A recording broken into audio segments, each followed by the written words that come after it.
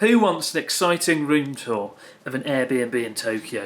Of course you do. Let's go. Wow. Hey guys, good to see you all. I'm in Tokyo at the moment because I'm doing a video with Ryotaro tomorrow at 7 o'clock in the morning. Don't know why he always does it in the morning. I'm going to kill him one day, but anyway. I'm staying in this Airbnb place. My friend owns it, and it's not actually on the market yet. It's not actually been launched, but I'm here to sort of test it out.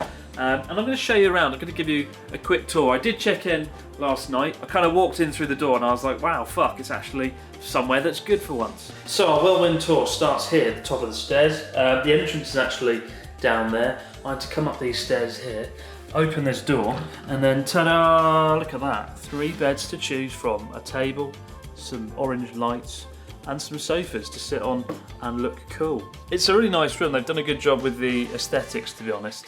It looks vibrant, it looks colourful, it looks alive. Here's my one of my suitcases full of stuff, camera equipment, another bag there, more camera equipment. Over here we've got lots and lots of towels. They're fun, and if I have one complaint with this place, it's not enough pillows. What's going on there? Is that it? Is that it? I want more pillows. Got the desk here, complete with my my drinks. This is green dakara, which is basically just water with sugar in it, and coffee, which is coffee with coffee in it. This bit is definitely the best bit. Not enough cushions though. Not enough cushions. Some sort of fluffy thing, and look, a plant. But is it real? Crikey, it actually feels real. Probably just broke it. A little bathroom, which is pretty small, standard bathroom there. And there is your whirlwind tour. I suppose my only criticism of this place is what's going on outside. It's so bloody noisy, lots of construction works, because we are in the centre of Tokyo, and it's now almost 4:30. Look at that. I've been waiting here 4 hours for that construction work to finish, and it just isn't going to stop. Probably for another half an hour, but the show must go on. Patreon vlogs never die. Today, I want to talk to you guys though about what's going on this month, and also to look back and celebrate 3 years, 1, 2, 3, 4 years of Patreon, the Abroad in Japan Patreon. I can't believe it's been that long. It's amazing. Can't believe I just spilled some coffee on me as well. Shit. So it's been a great start to the month so far, with the language school video that came out just yesterday. A video in which I made a twat of myself and also read a little bit of Harry Potter. Harry wa wizard da yo. I did actually make that bit up. I couldn't find that segment. I really wanted to actually read the page with that scene, but I couldn't find it, so I just said what I thought it would be, which was probably the same as what it was. It's been one of the most requested videos for years though. People have always wanted me to go into a language school, but I couldn't. You can't just walk in and start filming, and it's really hard to get permission. So when Gogo Nihon approached me and asked to collaborate, I jumped at the chance, because I thought, yes, this is it. This is finally the chance to get in and get inside. But it went really well though. We literally just walked into the classroom with 2 cameras and started filming, and everyone was really cooperative. Everyone was so nice. It did help that quite a few people in the classroom actually knew the Abroad in Japan channel, and they were kind of willing to take part, I guess. So that really smoothed things over. Overall, the whole thing did make me a little bit envious. It would be quite fun to go to a language school and do some intensive Japanese, but I just don't have the time in between making videos, so I'm gonna have to stick to learning myself, the good old-fashioned way, I guess. So there's several other videos in the pipeline this month, and 2 in particular I want to talk about now.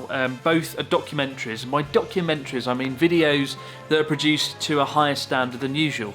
The first one I think I mentioned, which is the Rockstar documentary, where I spent a week with Hyde from the band L'Arc-en-Ciel. Sold 40 million records. He is one of the biggest rock stars in Japan, and it was so surreal spending a week with him.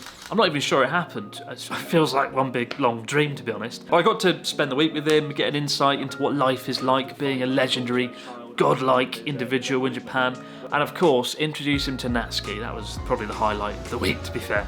It is going to be fucking brilliant, but it is a big video to produce. It's the second biggest video I've ever produced, second only to Natsuki the movie in scale. There's a lot of copyrighted music to clear as well, because we're going to be using some of Hyde's music. We don't want YouTube's Content ID system to pull the whole video, like some of my older videos, because we're using copyright music. So it's going to take a little bit of time, and for that reason, it's looking like that video is probably going to be coming out in the middle of October. The second documentary I want to talk about, though, is a little bit more serious, and I've just finished filming it with Ryotaro recently. And it is the Fukushima exclusion zone. We went in, we explored the Fukushima exclusion zone and the kind of post-apocalyptic environment. It was mental, it was crazy. I've never been anywhere quite like that, and of course it's only one of 2 or 3 locations on Earth that have been affected by contamination and radiation. We went around, we interviewed a few locals, we tried to piece together the situation, what happened and what's going to happen in the future. And I saw some pretty crazy things. Derelict streets, abandoned towns consumed by nature, and above all, cows eating pineapples.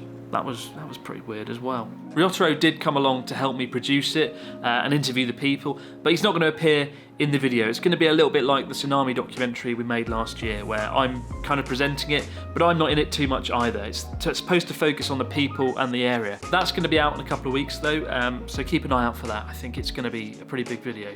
And finally, I'm actually seeing Natsuki not once, but twice this month. He rang me up the other day and he said, "Chris, I want to make some videos. I want to make videos like we used to do." And I said, "We are, Natsuki, we're doing it next week. Be ready. Be ready on Sunday and Monday."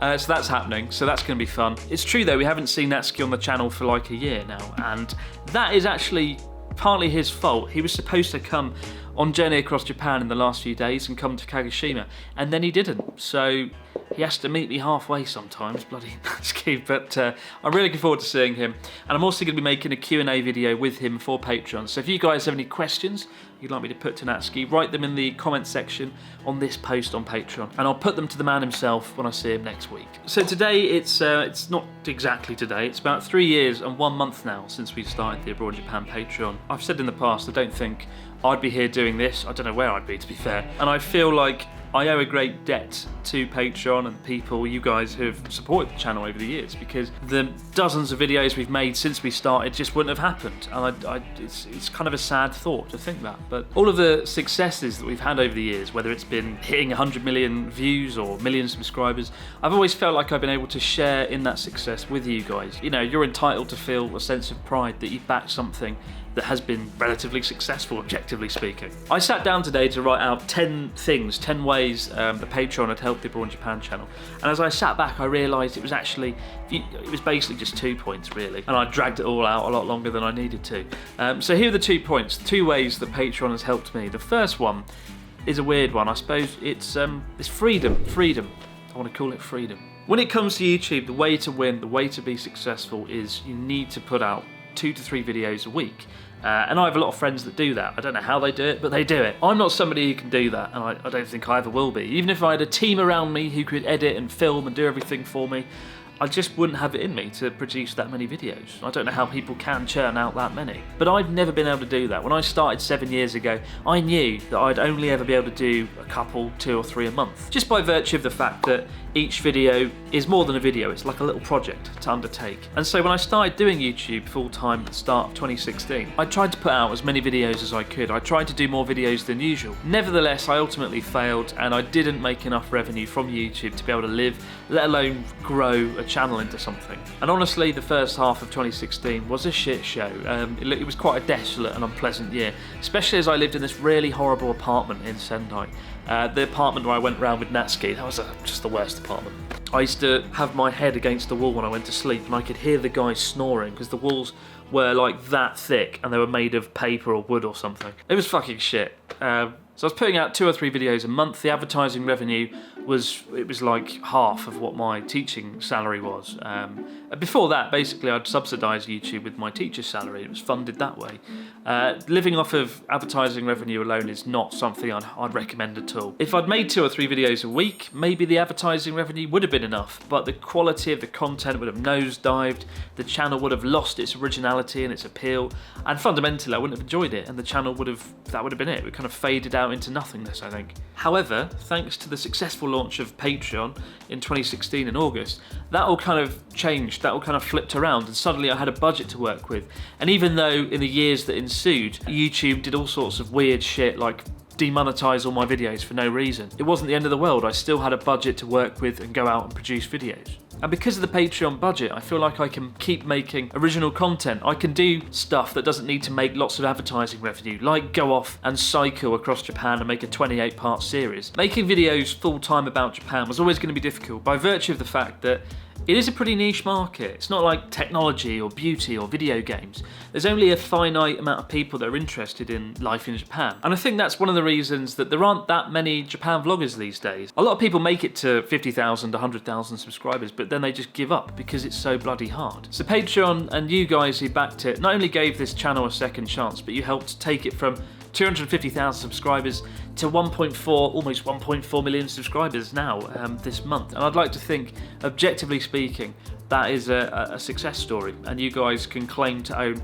a piece of that. You guys can claim to have come along for the journey. But what I found is Patreon isn't just about funding, it's not just about having a budget, and that's the second point I have, and that is the community we seem to have cultivated here. A strong community like this takes years to build, 7 years admittedly, and for me, when I go on Patreon and I see the community there and I see you guys there, that really fires me up. That gets me really motivated in a way that a view count on a video never could. It's incredibly empowering knowing that people believe in what you're doing. And in fact, projects like Natsuki the Movie or Journey Across Japan, it all started here with a few conversations with a few folks on Patreon. So I feel incredibly lucky to not only have the freedom to do what I want and create the content that I think is good, but also to have the community of supporters that back the channel and believe in what we do as well. And both those things are the main ways that Patreon has guided and helped the channel grow over the last 3 years, and I hope many more going on into the future. I have no plans to stop, and I hope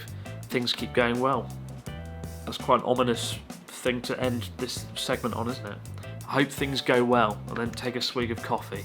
No, I hope things do go well though, genuinely. But for now guys, that's it. Huge thanks for your support, and I hope you're looking forward to all of the stuff this month as much as I am. Do send us your questions in for the Q&A with Natsuki next week in the comments section on the post on Patreon. Don't know what the fuck I'm doing there.